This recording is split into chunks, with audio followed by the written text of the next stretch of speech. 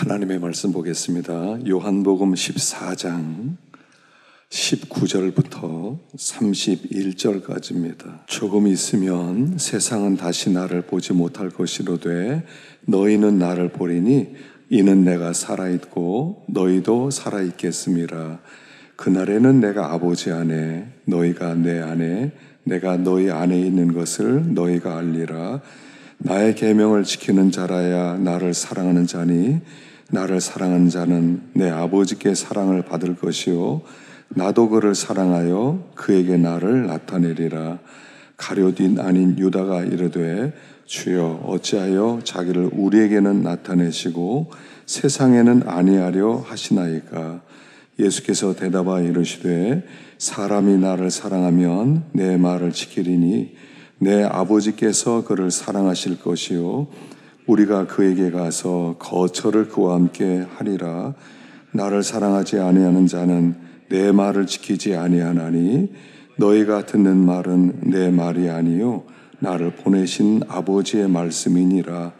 내가 아직 너희와 함께 있어서 이 말을 너에게 하였거니와 보혜사 곧 아버지께서 내 이름으로 보내실 성령 그가 너에게 모든 것을 가르치시고 내가 너에게 말한 모든 것을 생각나게 하리라. 평안을 너에게 끼치노니 곧 나의 평안을 너에게 주노라. 내가 너에게 주는 것은 세상에 주는 것과 같이 아니하니라. 너희는 마음에 근심하지도 말고 두려워하지도 말라. 내가 갔다가 너에게로 온다 하는 말을 너희가 들었나니 나를 사랑하였더라면 내가 아버지께로 감을 기뻐하였으리라. 아버지는 나보다 크심이라. 이제 일이 일어나기 전에 너에게 말한 것은 일이 일어날 때 너희로 믿게 하려 함이라. 이후에는 내가 너희와 말을 많이 하지 아니하리니 이 세상의 임금이 오겠음이라. 그러나 그는 내게 관계할 것이 없으니 오직 내가 아버지를 사랑한 것과 아버지께서 명하신 대로 행하는 것을 세상이 알게 하려 함이로라. 일어나라 여기를 떠나자 하시니라. 아멘. 오늘 본문은 이제 예수님께서 십자가를 지신단 말입니다. 13장은 어떤 장이라고 그랬죠? 영광의 장 그랬어요. 이제 가룟 유다에게 팔렸어요. 그리고 나서 그는 이제 마지막 저녁을 마치고 성만찬을 마치고 그 밤에 붙잡혀 갈 겁니다. 그리고 그 다음날 그는 고초를 겪을 것이고요.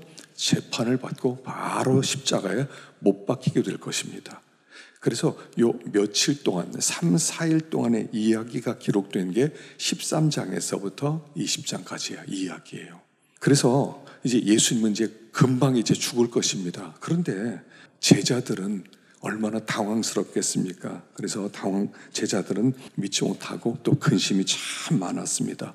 근데 주님은 참 평안했어요. 그리고 뭐라고 하시냐면 얘들아 내가 죽는 게 너에게 유익이야. 내가 죽음으로 말미암아 너희는 어마어마한 복을 받을 거야.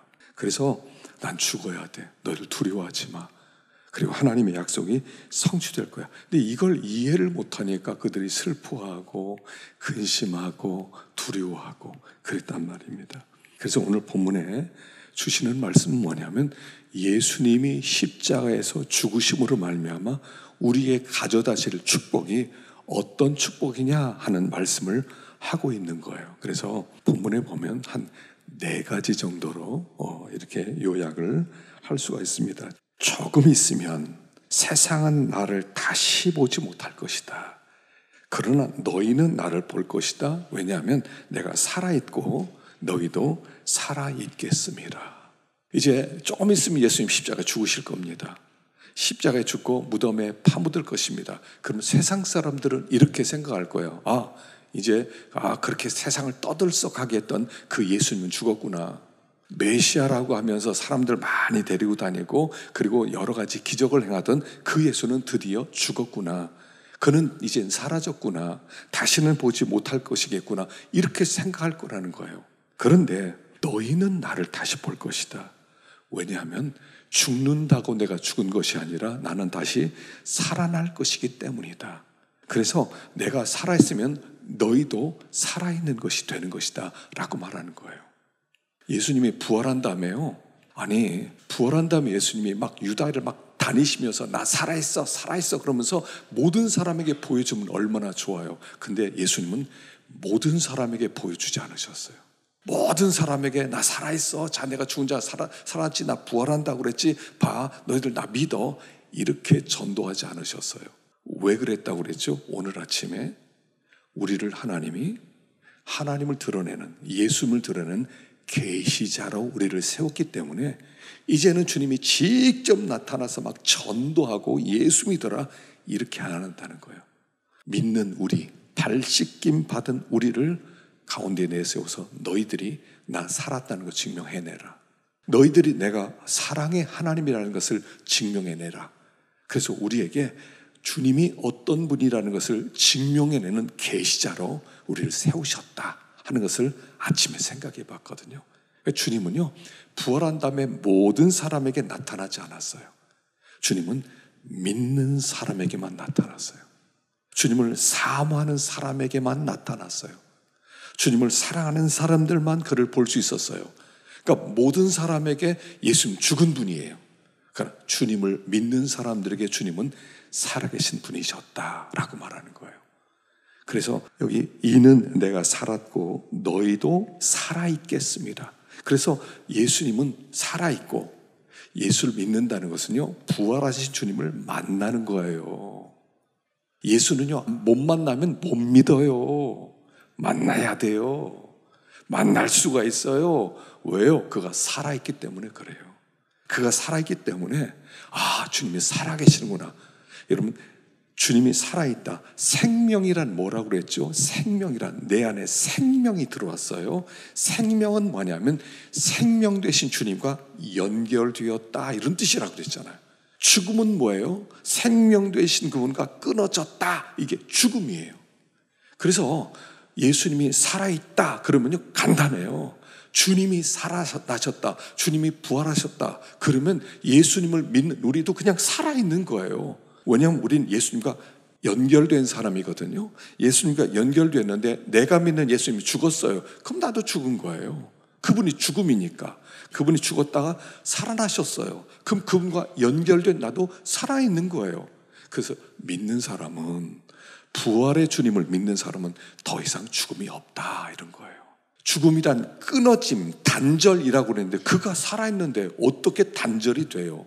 그래서 우리는 죽음이 없는 거예요.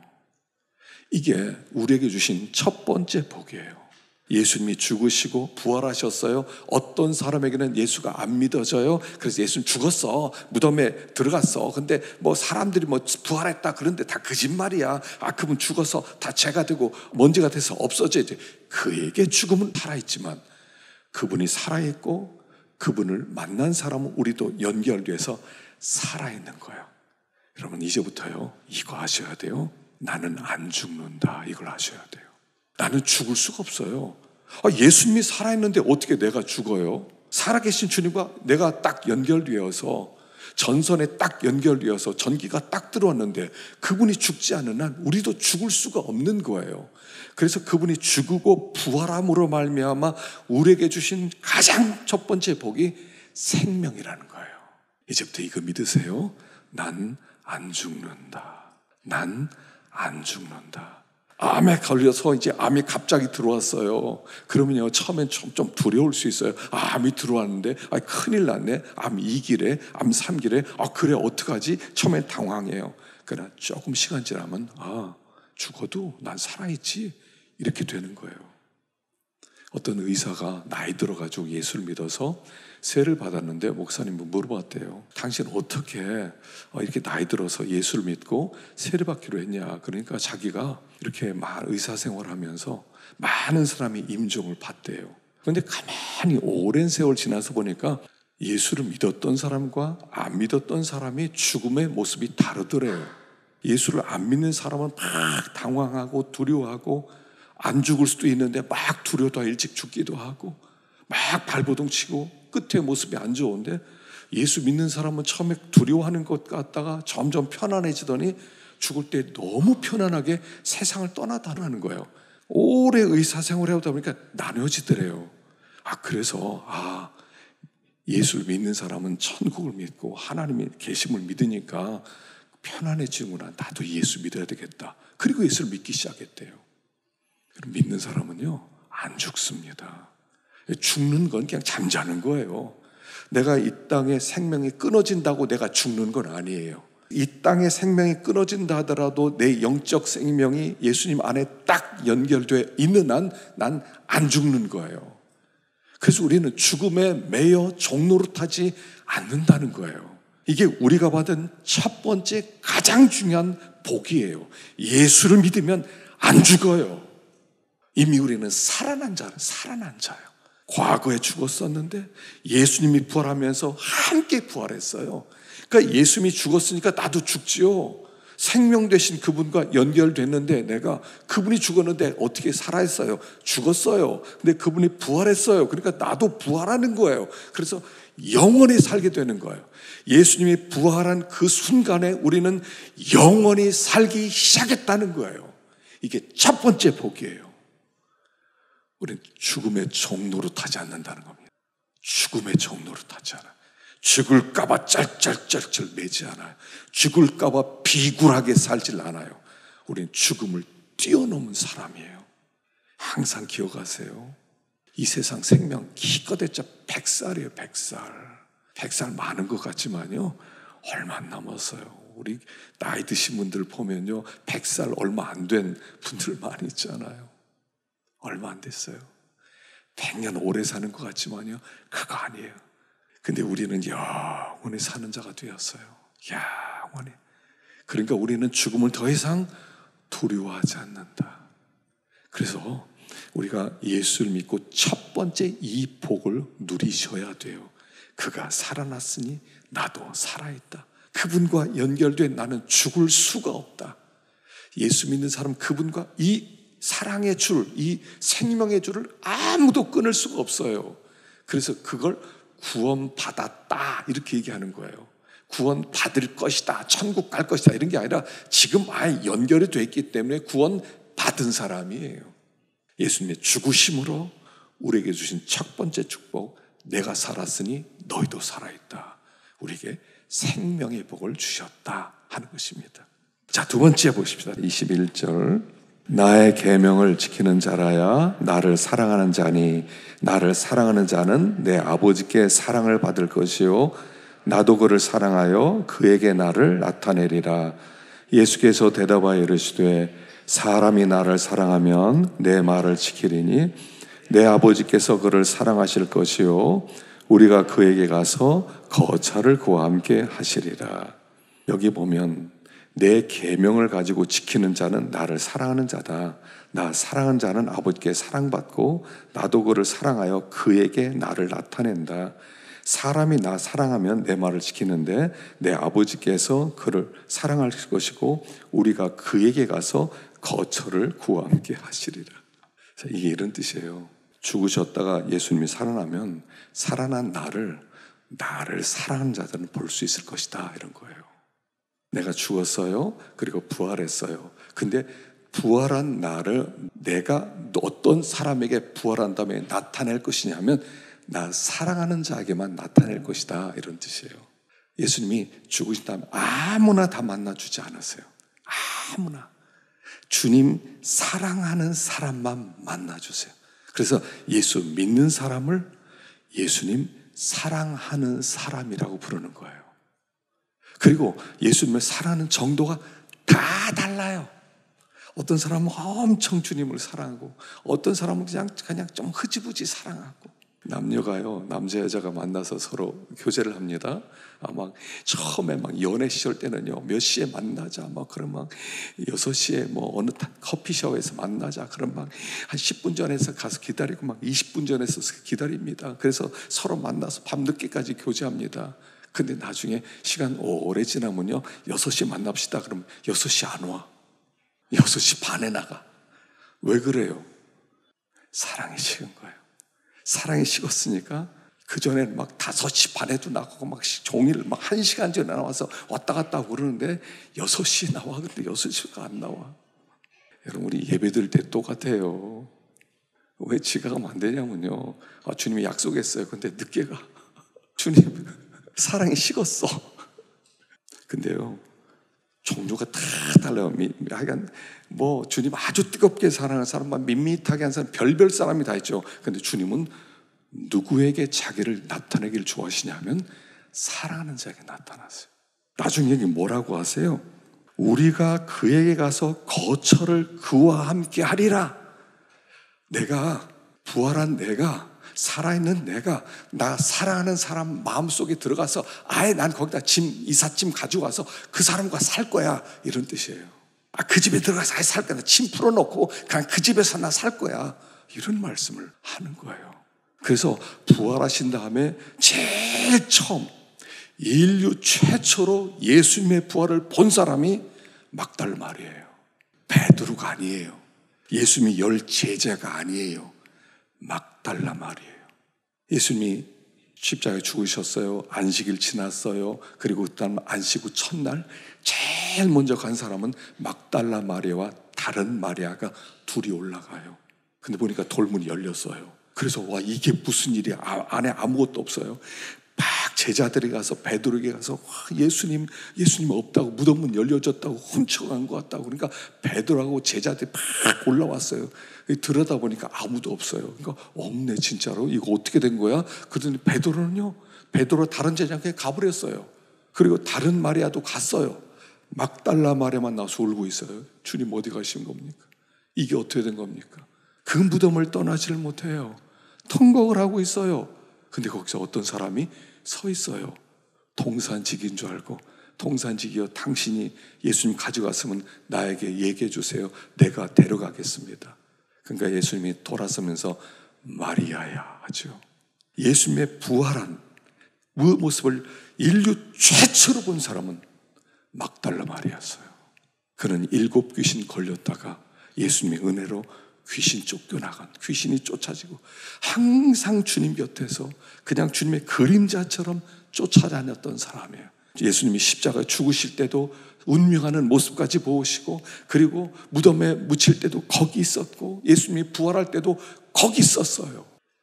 부활한 주님을 누가 만나요? 주님을 사랑하는 자는 반드시 만나요. 여기 뭐라고 그랬어요? 나도 그를 사랑하여 그에게 나를 나타내리라. 주님을 사랑하면요, 여러분, 부활하신 주님이 여러분들에게 나타날 거예요. 아니, 주님이 이삿짐 들고 와서 야, 나 너랑 같이 살자. 네가 이렇게 사랑하는데 난 너를 떠날 수 없어. 야, 우리 함께 살자 하고 들어오시겠다는 거예요. 주님이 부활하시고 그리고 나서 우리는 그분의 임재 속에 살아갈 수가 있다는 거예요. 신앙생활은요, 힘이 한 게 아니에요. 하나님이 살아있는지 살아계시지 않은 건지, 보고 있는지 안 보고 있는지, 들으시는지 안 들으시는지 모르겠다, 이런 거 아니에요. 주님을 사랑하면 그분이 자기를 나타내세요. 어떤 모양으로든.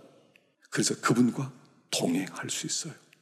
여러분, 주님이 어디 계시냐면요, 우리 교회에서 어디 계시냐면 우리 교인 중에 주님 제일 사랑하는 사람 마음 가운데 있어요. 주님 제일 사랑하는 사람하고 얘기 몇 마디 해보세요.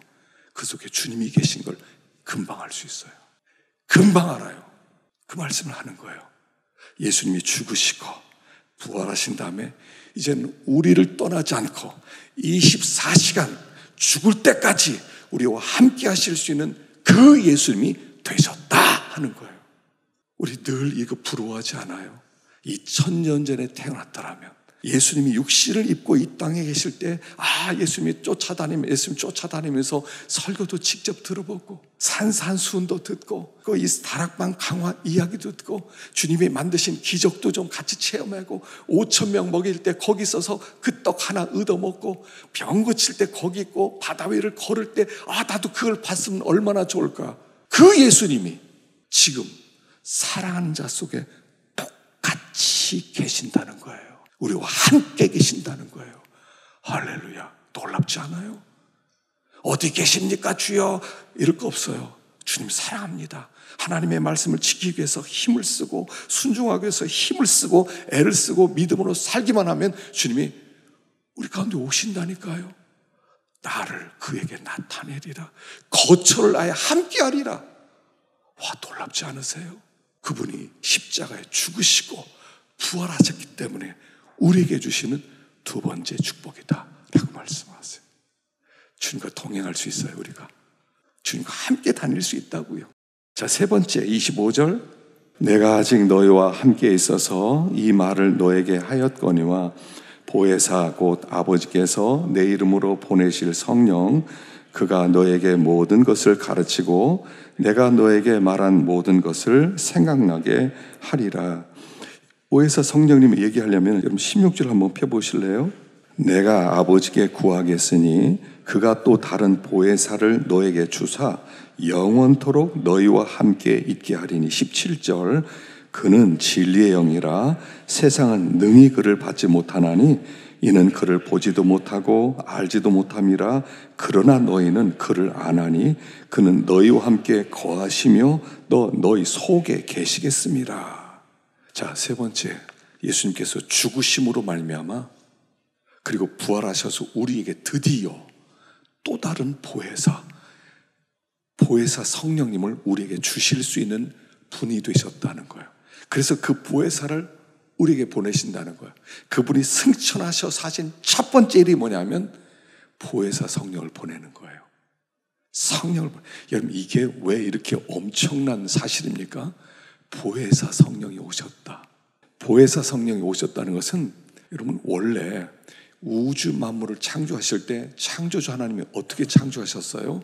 성부, 성자, 성령께서 우주 만물을 창조하셨어요. 하나님께서 말씀하시고 그 말씀이 역사하는데 성령은 수면 위에 운행하셨어요. 하나님이 창조하는 우주 창조물을 그 성령께서 마치 날개로 그 알을 품듯이, 닭이 날개를 품듯이 온 우주 만물을 창조의 영이신 그분이 함께, 성부 하나님, 성자 하나님, 성령 하나님이 함께 역사하는데 그분은 창조의 영이었다는 거예요. 그래서 온 땅의 모든 것들은 다 성령님이 관여해서 아름답게 만드셨어요. 성령님이 다 만드신 거예요. 근데 그 성령이 온 땅 가운데 두루두루 다니면서 온 땅을 계속 새롭게 만드시고 아름답게 만드시는데 사람이 죄를 범했잖아요.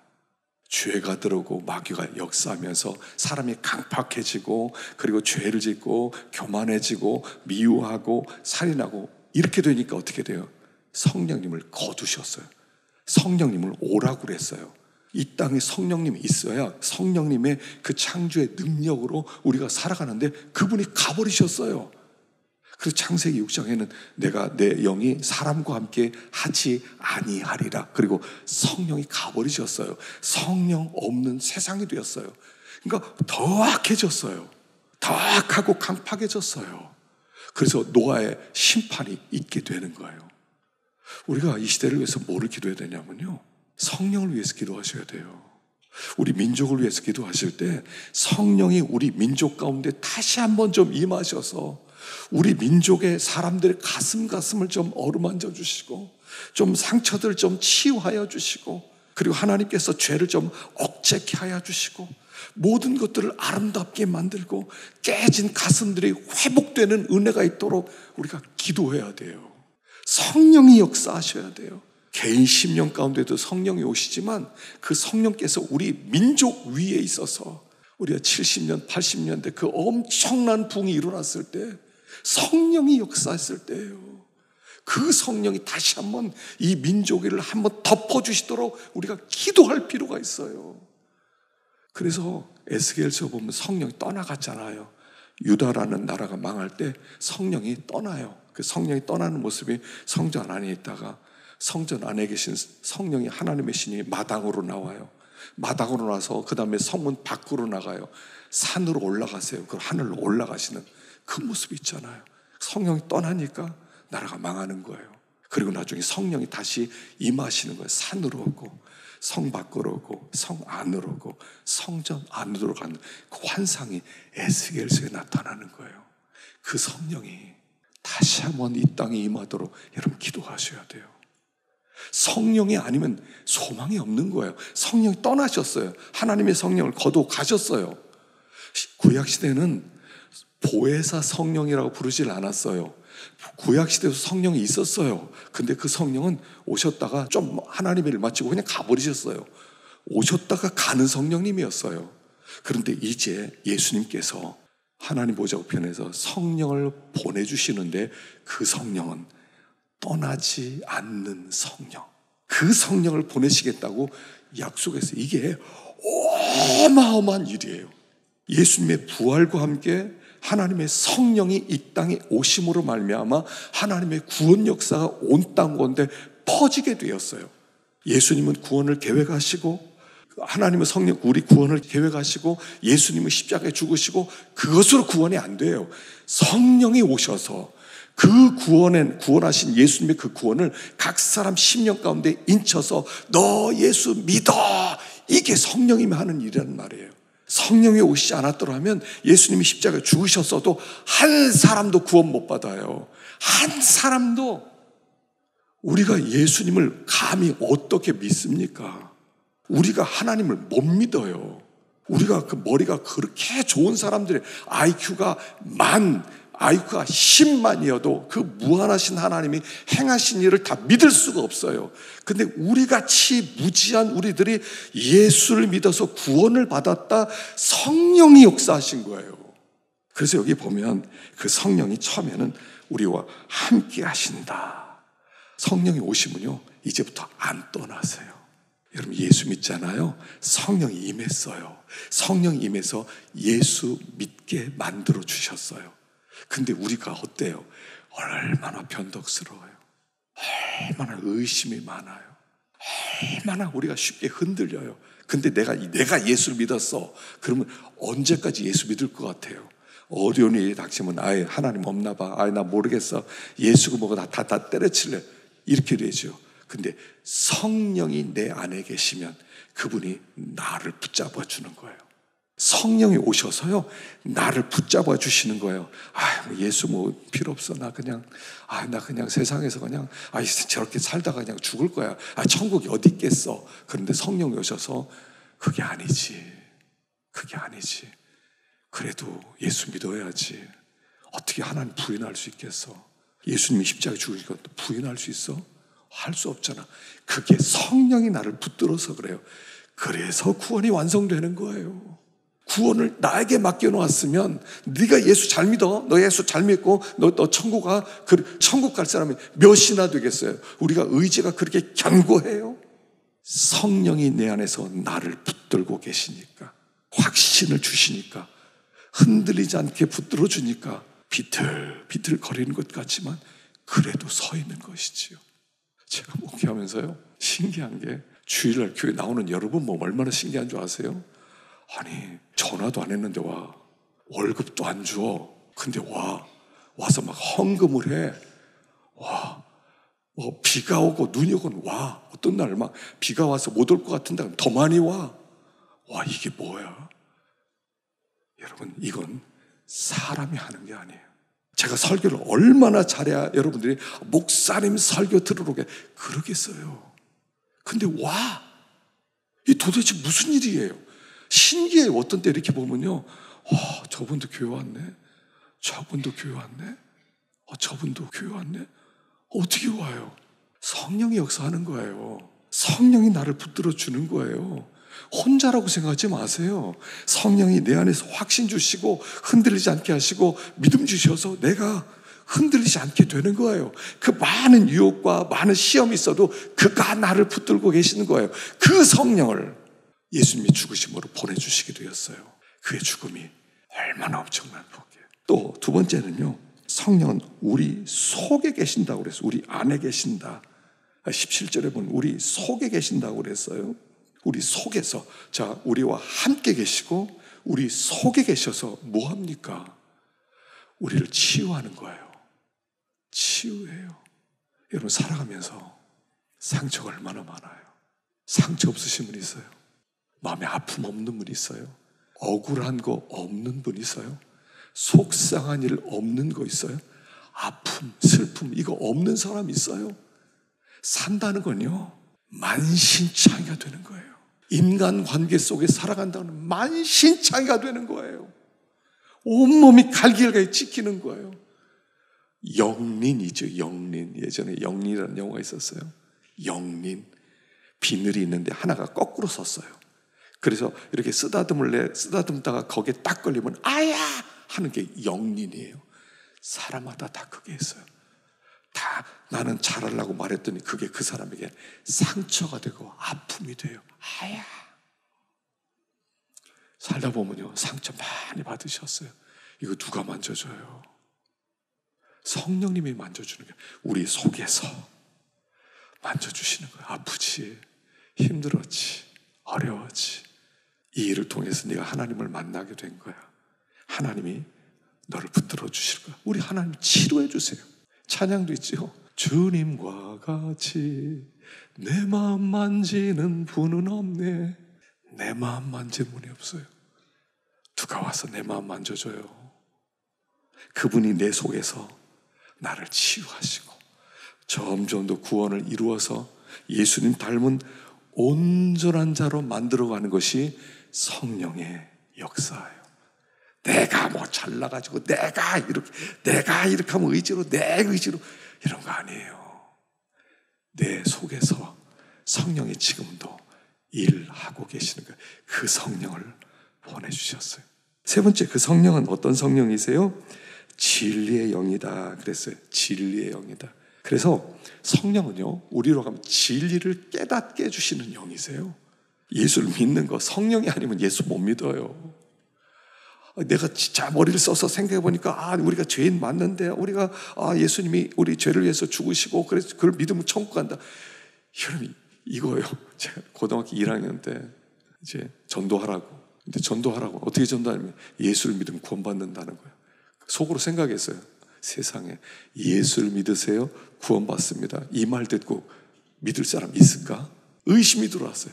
예수 믿으세요, 그럼 구원받습니다. 이거 말하고 믿을 사람 있으세요? 있을 것 같으세요? 이 세상에 그 똑똑한 사람들이 많은데 예수를 믿으면 구원받아요. 천국 갑니다. 천국. 얼어 죽을 놈이 천국이에요. 예수 믿는다고 뭐 천국 가겠어요? 이렇게 생각되더라고요. 근데 이게 믿어지잖아요, 우리는. 그래서 여기 지금 앉아있잖아요.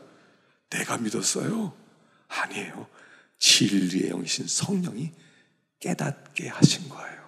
깨닫게 해주셨어요. 분별하게 해주셨어요. 그래서 거짓의 영을 이기게 만들어 주셨어요. 온 세상은요, 거짓말이 그렇게 많잖아요. 이단 다 거짓말 치는 거잖아요. 거짓말로 그 많은 사람들 유혹되잖아요. 근데 성령이 분별하게 그건 아니지. 어떤 거짓말이 들어오면 뭔가 이상한데 분별하기 시작해요. 이거 아닌 것 같은데. 그래서 우리의 생각을 지켜주시는 거고 우리의 영혼을 지켜주시는 분이세요. 그분이 성령님이세요.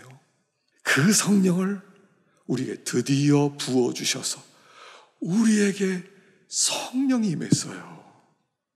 우리가 워낙 교만하고 우리가 완악해서 성령이 감동 주는 걸 자꾸 거절하고 소멸시키고 근심시켜서 이게 문제지. 이게 문제예요. 성령이 우리 속에서 막 말하고 역사하고 우리를 인도하는데 성령 그거 아니에요. 그거 아니에요. 맨 이러고 있어요. 그거 아니에요. 싫어요. 안 할래요. 성령을 막 근심시키는 거예요. 그러다 보니까 기쁨도 좀 빼앗기고 그러지만 성령은 내 안에 계속 계세요. 그 성령을 우리에게 주셨어요. 그래서 여러분, 그 성령을 따라가기만 하면 여러분 수지 맞아요. 엄청 수지 맞을 수 있어요.